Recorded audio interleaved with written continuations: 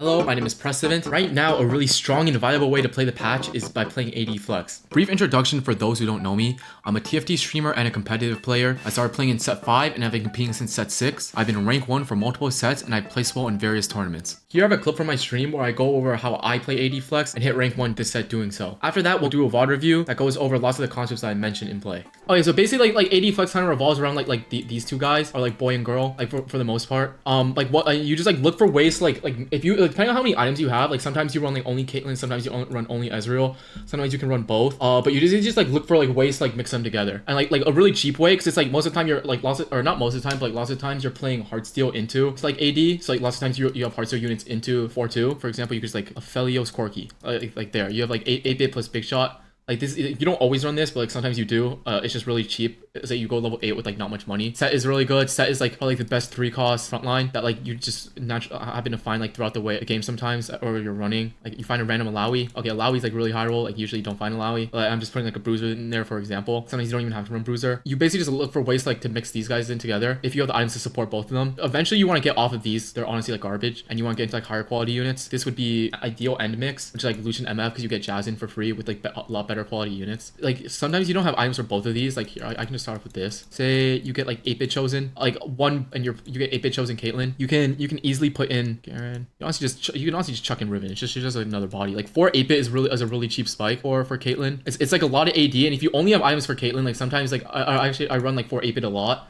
For stage 4, sometimes into stage 5, but like eventually you really want to get off of stage 4 8-bit, because it's like it doesn't scale that well. I mean, you can even run 4 8-bit with Ezreal. Like this is another way to play it. I mean, it's just mixed together by Corki. It's like you have 4 8, you have chosen Ezreal, but you have some you chosen Caitlyn, you have some extra items, you just run Ezreal. Basically I never run 4 rapid fire. If you have rapid fire chosen, you usually just run 3 rapid fire, because 4 rapid fire is like honestly like for like unless it's like Lucian and you have items for Lucian, but Lucian is honestly like pretty depressing with items still. I almost never run 4 rapid fire. That like basically covers like how to mix them together, I guess. Like how like you mix the backlines together. It's just like I think like the harder part is like the front line, because there's like a couple ways to play front line. Okay, so these are like the 3 main front lines. Poppy, Thresh, Blitz. Like Zach's not real, but these are like the 3 main front lines. And if you're stuck on 8, you basically just look to like for ways like to mix 2 of the 3 together.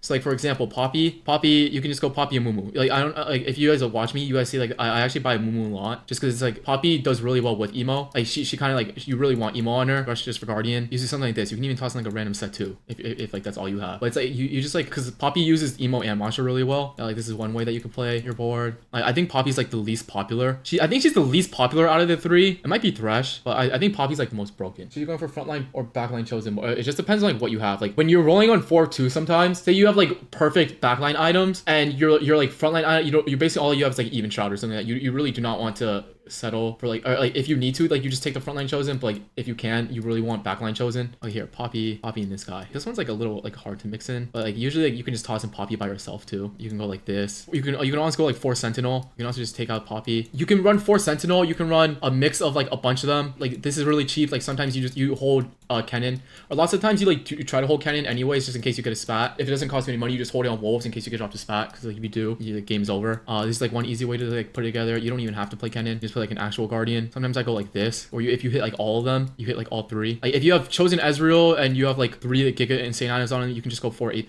Big Shot. It's like I think like the main thing is just like you just like focus on like what you can itemize. If you can itemize Caitlyn and Ezreal, you try to look for a way to mix both of them together. If you can only itemize one, you try to look and play around like what chosen thing you have. Like for example, like Big Shot. If you can easily put in 4 Big Shot, you can easily put in 4 8-bit. If you only have items for like 1 carry, and then you just try to make your front line work together in like ways where you like mix together like the like prime 4-cost front lines, or like you just play like a vertical. So like the only vertical I would recommend is probably like Sentinel. I feel like vertical Guardian is not very good unless it's like this. Like you happen to find this with chosen Thresh like that. Like this is fine. You just run 4 Guardian this way, and then like your backline is like whatever. It's basically just like how well you can like mix and match based off your items. Yeah, usually if you're like there are a lot of games where you're just stuck on 8 and you can't go 9. You're just playing for placement. Usually those games are like when you like try to like mix in like the 2-cost front lines the most, because those are like the best units that you can hit since you're stuck on 8, assuming you like don't really find legendaries. Also I would recommend like if you like I actually hold Poppy set a lot. Like you don't even have to run Bruiser on him with set. Like just getting like set 2 is like a pretty solid unit. Itemized Poppy 2 is good. Poppy 2 does a fuck ton of damage. She heals a lot because of that too. But if you do happen to find like an Alawi, you find an Alawi and your front line is increased by like 5 million. It's pretty easy to like go 9 if you find an early Alawi. I basically never click on Zac. For this Zac unit is for sure is 100% worse than set. Another thing is like when you're when you are trying to play AP Flex, like I think like the itemization is pretty important. This item is your best friend when you play AD Flex, because this rod item is some fucking trash, and like this is like the best way to kill it. I don't really know. I couldn't find like a item tier list maker thingy, so I'm just gonna like put it here, like the primary items. Or like the ideal items. Okay, these are like the primary items. Really good item slams, and like the reason why is because they don't have overlapping components except for the buffs. Like this is BF glove, this is rod chain, this is cloak belt, and this is like tier and bow. It gives you like an item goal for every component. Okay, I would say these are like the S tier items. The reason why is because like these components like they don't really overlap except for the buffs. Like okay, so I would move the buffs down to S then. I mean into A. Like I would say like these items like S tier slams because it's like they don't overlap with each other at all. Like this is rod chain, this is belt cloak, this is BF glove. Use the same components. That's why I would like put like these in like S tier slams. Like items that you can make. I don't really like making GS early unless it's like I do not like using first bow and BF to GS almost ever. Last Whisper is fine, depends on the spot. Runons is fine, depends on the spot. Gunblade I'll put in C. I rarely make Gunblade on my second BF. I'm more than willing to make it on my third BF, but sometimes you're given like way too many rods to where you just have to. I'll put in A. Warmogs is really good, but it requires double component. S is like almost like a Giga Slam. A, it would be an S, but it requires double components. These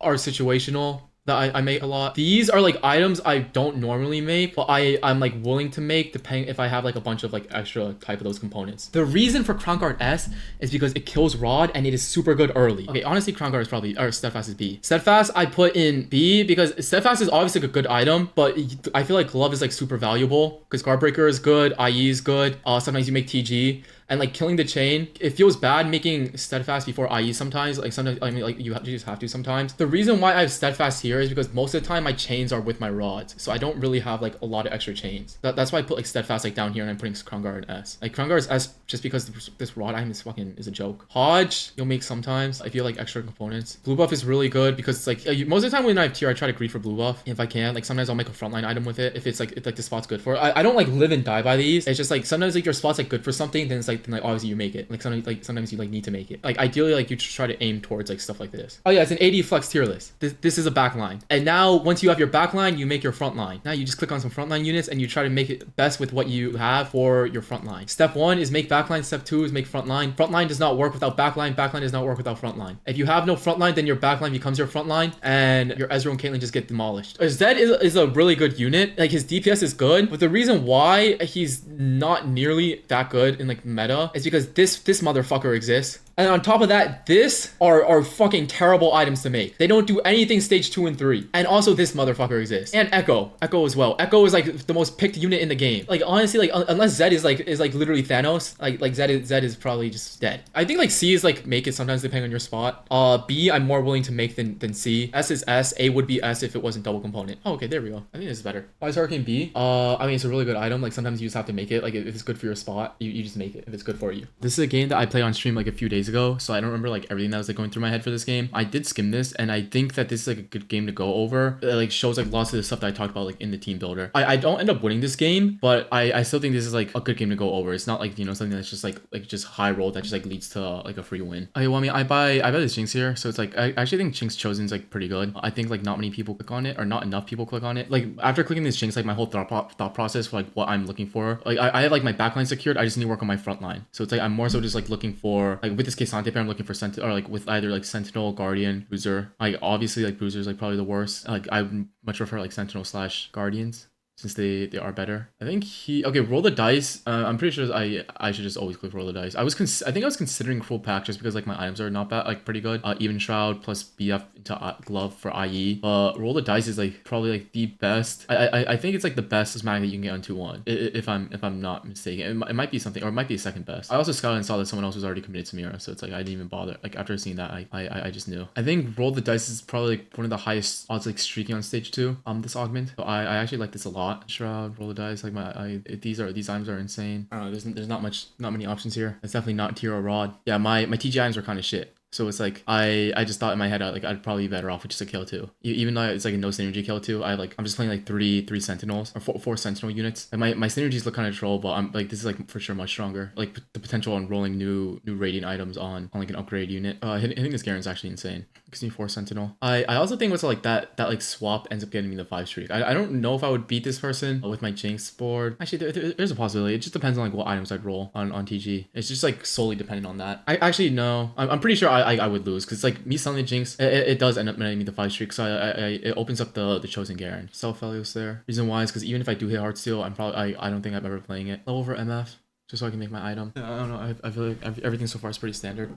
I think it's like my options is like I basically only have one option. Freaky Friday. This augment's really good. Yeah, it's really good on 3-2. It's probably like even better than like what the stats say, just because it's like my spot is really good for it. I have an IE to pair with it. I have 4 components committed to frontline. Like only 2 components committed to back or damage items so far. So it's like this gives me a damage item. Or it guarantees 2 damage items by the end of the stage, and that opens up potentially duo carrying Ezreal and Caitlyn, or like whatever carries I hit. Oh, I end up going 4th from this spot. I feel like this spot is insane. Oh okay, yeah. I remember why I don't win. It's not like I'm pretty sure. I like just really briefly skimmed it, but I'm pretty sure this is honestly unjustified 4th. The first place guy is like first place by like a landslide. Do I end up losing my streak here? Okay, yeah, I do. I'm pretty sure I get like slaughtered. It's a 3 item take, 3 item carry.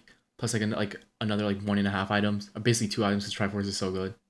Got Poppy here. I basically just prep myself for my roll down. Every time I do like this a roll down like this, I just try to I prep myself like mentally. Cause it's like there's like I think like the most important thing like with this roll down is like because anyone can click on like you know like anyone can click on like the carries like Ezreal, Caitlyn, but it's like I think like the hard part like the main hard part of it is just the front line. Like in my mind like here I have a couple different front lines like set up depending on what I hit. I'm a Mumu and Poppy. I'm a Mumu and Poppy paired, so and with the Thresh, so it's like I already have like one sort of like front line set up in my mind.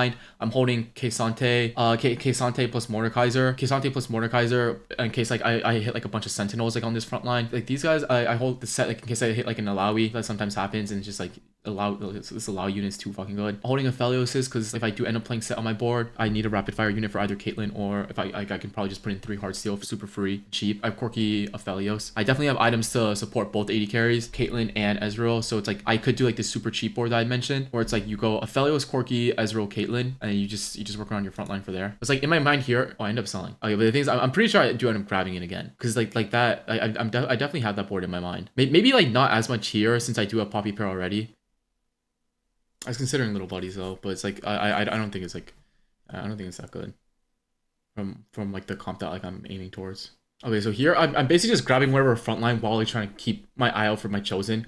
I have like 3 really good tank or damage items, so I really do want chosen backline if I can. Also mainly because like, there's all like a big reason why is because I also have Poppy paired already, so it's like worst case I'm really close to like having like a really strong front line as well with my like chosen backline.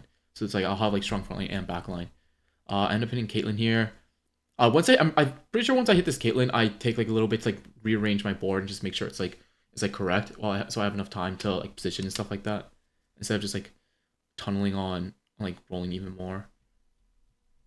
I do wish I rolled a little bit more. I do have Poppy and a Mumu paired. Poppy kind of has my Radiant TG.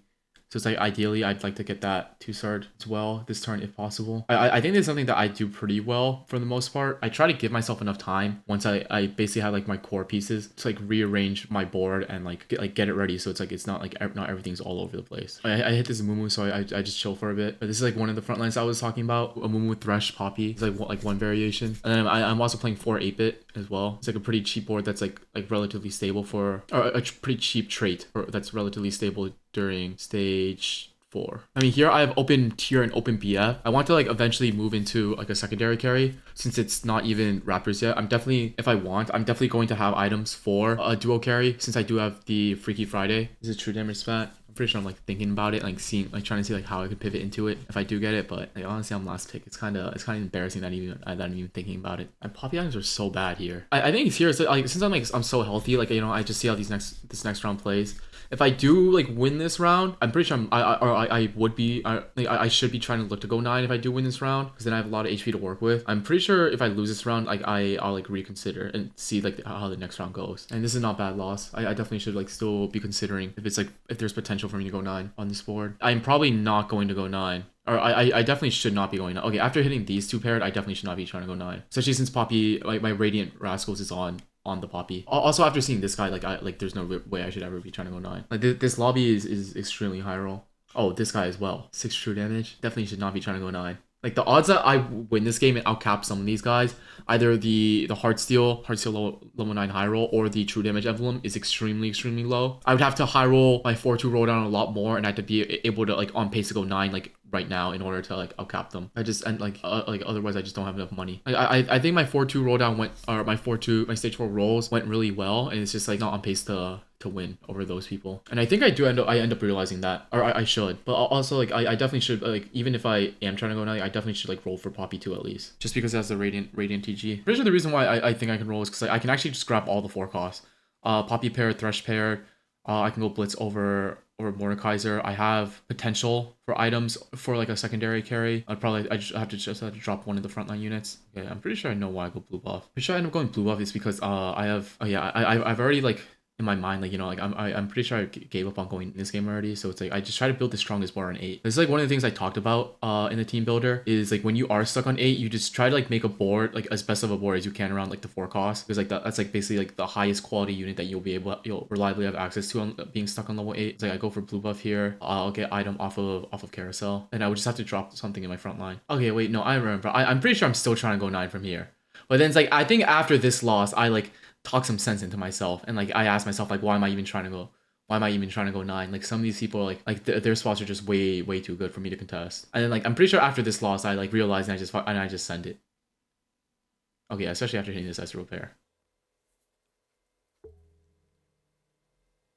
I do think this is correct. I'm just playing for as high as a placement as I can here. Literally grabbing all the 4 costs, just trying to build a board as best I can around like the 4 costs that I have access to, or that I end up getting. I'm getting Zephyr here really bad.